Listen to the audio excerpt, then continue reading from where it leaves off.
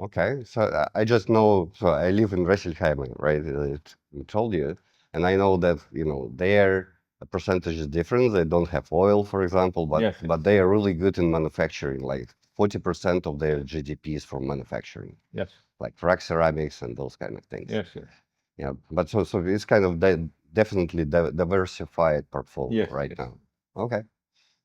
So every state tries to push capabilities in a certain way and try to differentiate itself. And that's the beauty of the UAE, by the way, being a federal government, and that the states run by different families are in a healthy competition, trying to distinguish themselves from each other, and that pushes different offerings.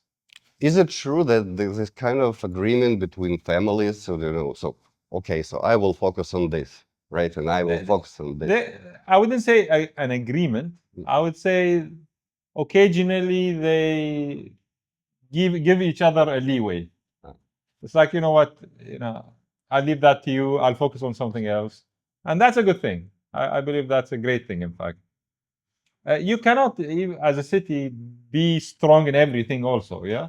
So at times you need to just focus on on few things and let the others focus on other aspects. But at the end, the overall offering of the country across all of the different states is a wider offering with many varieties, and hopefully it suits the taste of many people in different ways. You note that in Sharjah, for example, there's high focus on education, especially higher education, very cultural, very family. So a lot of people enjoy that there. You'd note that Dubai is very touristic, is very lifestyle is more towards comfort and elegancy. So business, ease of doing business, stuff like Ras Al Khaimah is trying to become a tourist destination, a weekend destination, a manufacturing destination, and trying to distinguish themselves from that perspective, and so on and so forth. And who is a leader from your perspective in climate, change and climate development? Like I heard Sharjah I on think top of that. all the UAE in totality takes the environment seriously. Each state doing it differently. So Abu Dhabi naturally is trying to focus on since they are a global energy hub, they're trying to see how can they be more environmentally friendly when it comes to energy production. Dubai, they have their own methods on like building codes, CO2 emissions, and many other aspects like solar energy generation.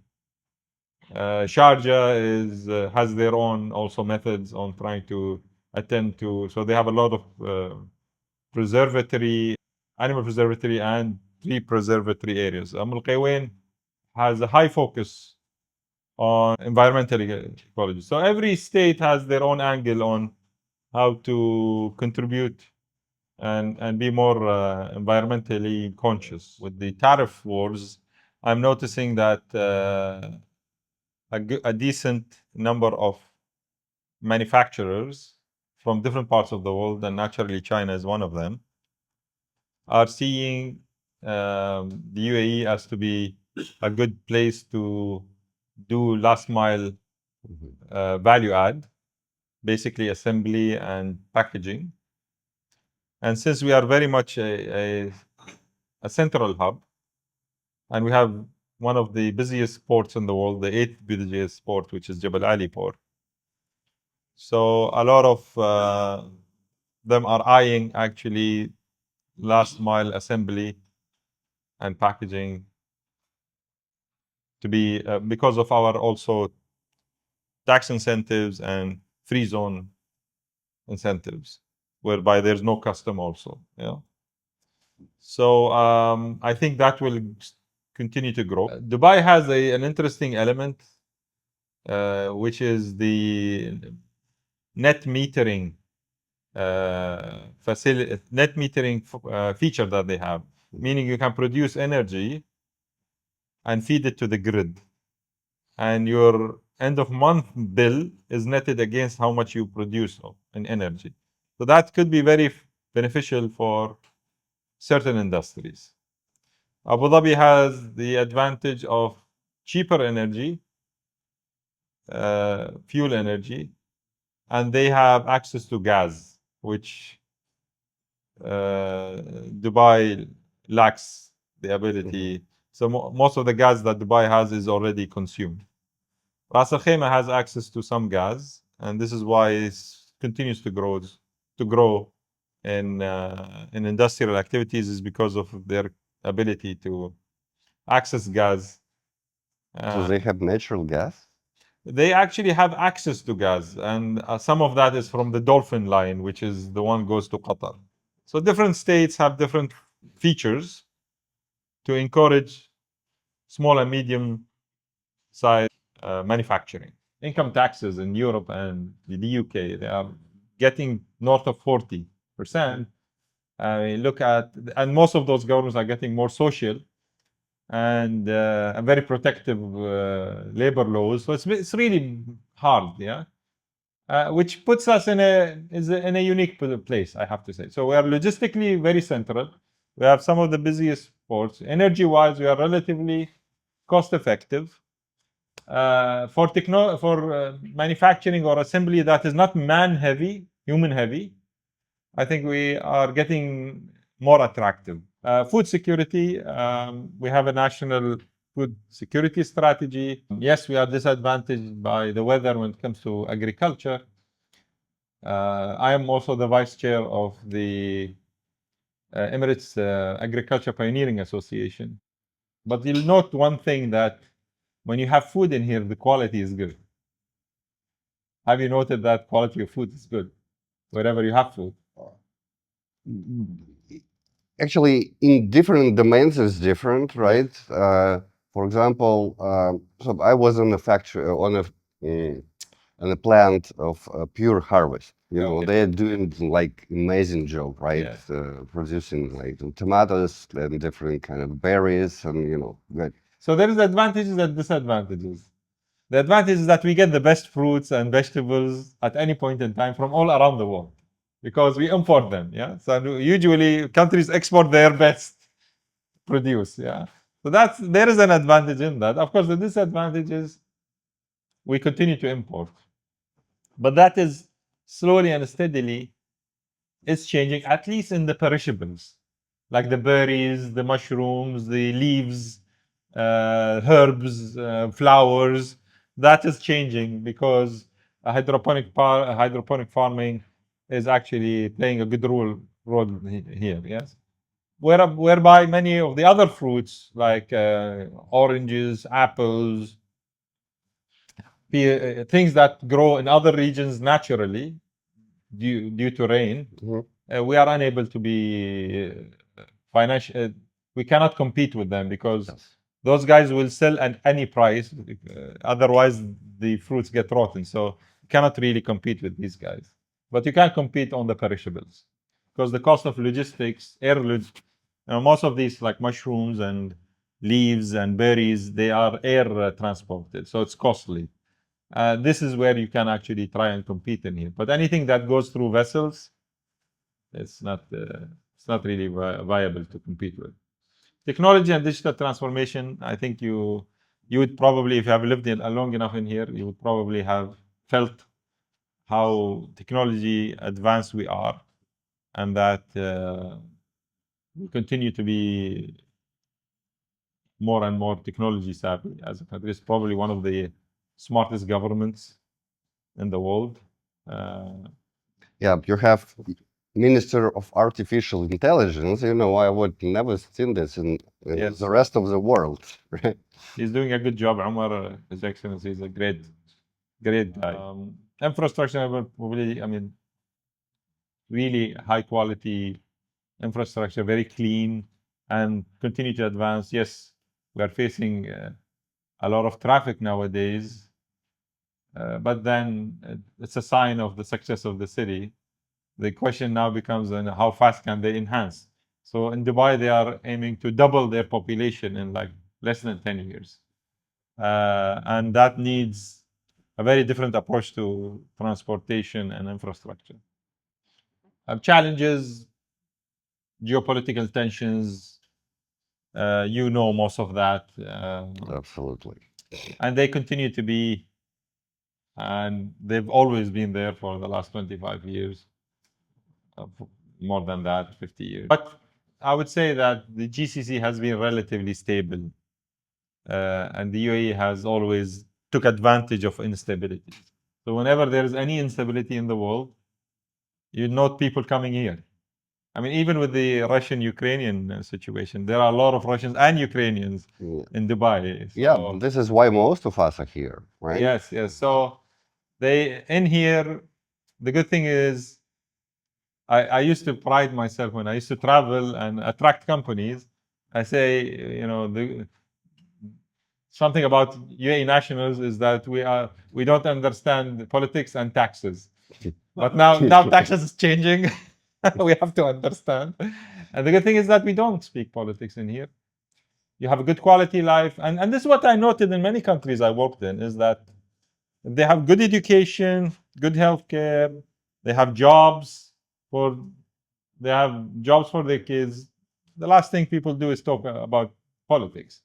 People only start getting into politics when they don't have what they need.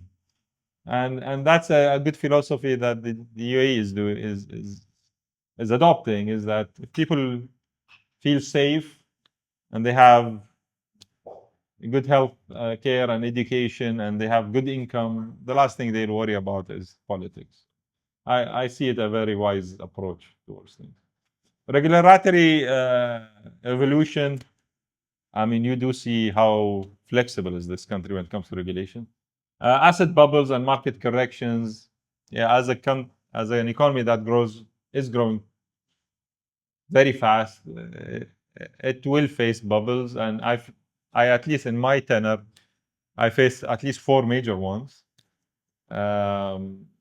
But I would say that the country has always recovered as of now, and it stays nimble and it stays creative in trying to make sure that the economy continues to grow and that we as a country continue to be attractive. Of course, there are economic risks, like, for example, the fluctuation of the oil price now is putting question marks because the real estate market has always been in correlation with the oil price. But is that ever going to change? The answer is probably yes. I mean, us as a country being 92% dependent on oil at a point in time to now 23% dependent on oil, this will change the dynamic of how correlated it is that real estate is with oil. But the classical correlation was due to government spending. I mean, the reason why real estate used to fluctuate with oil is the fear that governments will be in deficit against their budgets due to oil prices. But then the effect of that, as time is going, is getting very fast lower and lower. So will the oil price now affect the real estate price? Probably to a certain degree, but I don't believe it will be in the same degree as it used to be before. And most of that is psychological, more so than actual effect on the ground when it comes to government spending. So, yeah. Cybersecurity, digital risk, this is, I believe, global. And talent and skill shortages. I believe the UAE has been very good in attracting young talents from the globe. And that's the name of the game, actually, for the species, in my opinion, for the next, for the foreseen future. Because they're young, the species is aging. We are around 10% today above 65 years old. And by the year 2080, it will be around 25%, whereby they'll be 65 years older. Yeah, 65 years and older. Meaning, and actually 2.5 years ago was the first time in the history of the species where the population aged 65 and above exceeded the population aged 5 years and below. So this is the first time in the history of the species. So the war that will happen globally, and I think it's already started, is going to be on young talent. Because young talent are the ones that spend, and they are the ones that work and produce. So the older generation don't spend and don't produce. So yeah, I think that will be the next. And I think Dubai or the UAE in general is doing a good job. So as I said, we are, as a country, it's a very progressive regulation framework. You have many jurisdictions, many economic zones, many financial centers, each having their own variety of regulation. Private capital growth, a lot of VC shops are now growing in here. A lot of PE shops are moving in. So most of the big PE shops have existence. Most of the investment banks, global investment banks, have existence in here. And it is getting better and better. Regional integration, the region has always been seen as non-homogeneous. I mean, unlike, say, for example, the US, whereby you can open a business anywhere and then trade everywhere else in the US. It was never the case in the GCC. Yes, we have custom unity.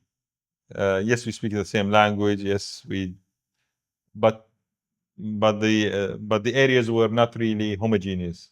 Mhm.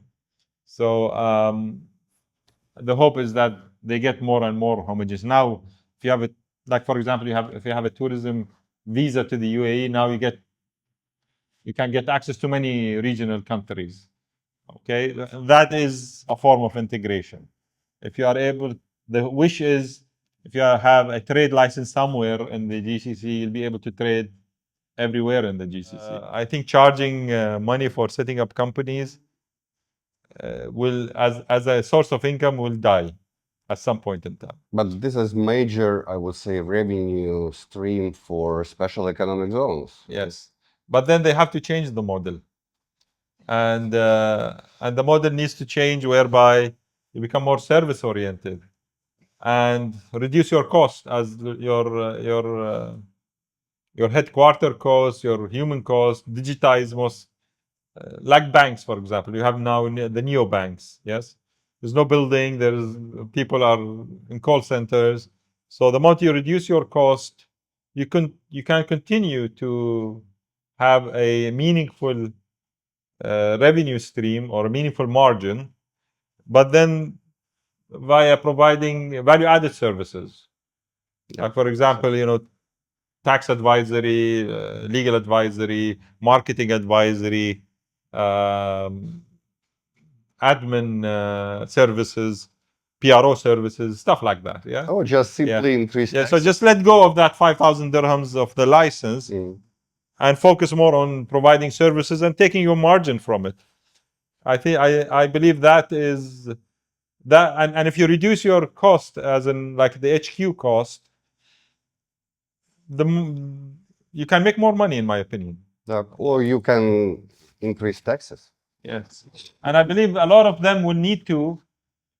No, I hope they don't increase taxes. I think there are more creative ways of doing. I think there are more creative ways of doing it. I believe that a lot of them will need to start investing actually in startups and creating venture studios and the likes, so that they create companies that will serve their clientele. You understand me? Yeah. Okay, so I think that's another way of making interesting amount of money, staying within your field.